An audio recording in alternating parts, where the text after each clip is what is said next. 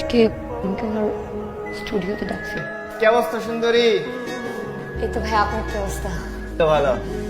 আমি এখন যে খবর দেব সেটা শুনে তোমার মন আরো অনেক বেশি ভালো হয়ে যাবে। কি খবর ভাই?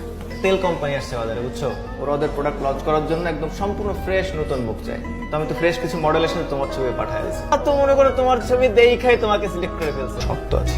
কিরকম শর্ত? শর্ত তেমন কোনো শর্ত না। কোম্পানির যে এমডি, বুঝলা, সে তো অনেক বড় মাপের মানুষ। আমি আসি।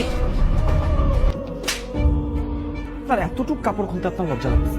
আপনার বোনের মতো একটা মেয়েকে কাপড় খুলতে বলতে আপনার লজ্জা লাগে না? আপনাদের মতো মানুষের কারণেই না মিডিয়াতে সাধারণ মানুষ কাজ করতে চায়। পায় মিডিয়া সম্পর্কে সবার একটা নেগেটিভ ধারণা তৈরি হচ্ছে, শুধুমাত্র আপনাদের মতো মানুষের কারণে। রেসপেক্টেবল মানুষ হতে গেলে অন্য মানুষকে সম্মান করতে জানতে হয়, নিজের কাজকে সম্মান করতে জানতে হয়। তাহলে আজকে 4 দেয়ালের মাঝখানে থাপ্পড় খাইছেন, কদিন পরে জনসমক্ষে গণ ফেলে রিয়েলি